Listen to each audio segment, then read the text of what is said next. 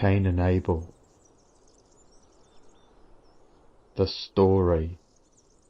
Genesis chapter 4 is the tale of Cain and Abel, the first two children of Adam and Eve, or at least the first two named children. Cain was the firstborn and was a farmer. His brother Abel was the secondborn and was a herdsman.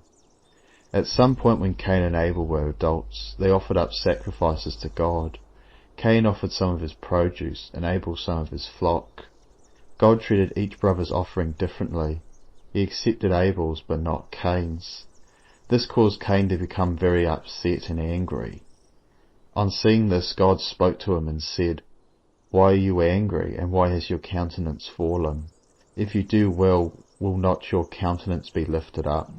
And if you do not do well, sin is crouching at the door, and its desire is for you, but you must master it." However, God's words didn't comfort Cain, and he constructed a devilish plan against his younger brother Abel. One day while working in the field together, Cain killed Abel, after which Cain denied the murder when God questioned him. Yet God had seen what Cain did and confronted him. "What have you done? The voice of your brother's blood is crying to me from the ground. Now you are cursed from the ground, which has opened its mouth to receive your brother's blood from your hand. When you cultivate the ground, it will no longer yield its strength to you. You will be a vagrant and a wanderer on the earth."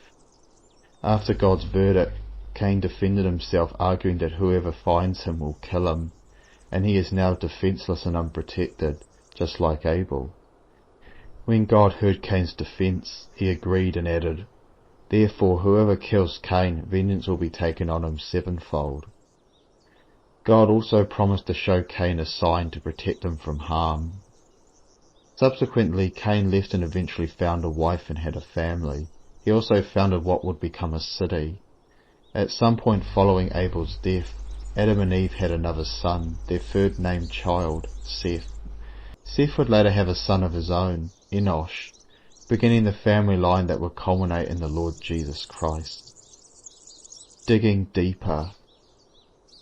A common question involving the story of Cain and Abel is, why was Abel's sacrifice acceptable to God, but Cain's wasn't? Looking through the passages relating to this, verses 3 to 7, show that Abel's was made out of love and faith, while Cain's wasn't. Verse 3 describes Cain's offering, the fruit of the ground. Verse 4 describes Abel's offering, the firstlings of his flock and of their fat portions. These verses don't state that Cain's was the firstlings or fat portions, implying that it was low quality, the rejects of the harvest, while Abel's was stated as the firstlings and fat portions, implying they are of high quality, the best of the best. The letter to the Hebrews confirms this in chapter 11 verse 4. By faith Abel offered to God a better sacrifice than Cain, through which he obtained the testimony that he was righteous. Another interesting point from the Cain and Abel story is the sign God gave to Cain, which I believe is the city that Cain built in Nod, east of the Garden of Eden, named after his firstborn son Enoch. To begin, let's look at what God told Cain in verse 15 of Genesis chapter 4. The Lord appointed a sign for Cain so that no one finding him would slay him. The sign God would give to Cain was to protect him from harm, and a city would do that, especially in the times of the Bible, when cities were surrounded by large walls and could only be entered through a large gate, when only those who were citizens knew exactly who was coming in and out, making it almost impossible for anyone to harm Cain. Also, Genesis chapter 4 verse 24 is an updated version of the promise made to Cain earlier in verse 15, with God promising to avenge Cain sevenfold, 7 times as greater as much if he's killed, and Lamech promising himself that God will avenge him 77fold, 70 times 7 times as greater as much if he was killed. This promise to Lamech wasn't given to him by God. This could point to the preceding sinfulness of humanity, starting with Adam and Eve's disobedience, Cain's murder of Abel, and now Lamech's arrogance. What to learn? What should we take away from the story of Cain and Abel from Genesis chapter 4? Like Adam and Eve, I believe it shows us the consequences of sinning against God and others. Adam and Eve were removed from the Garden of Eden because they ate from the tree of knowledge, and Cain was removed from God's presence because he murdered his brother Abel.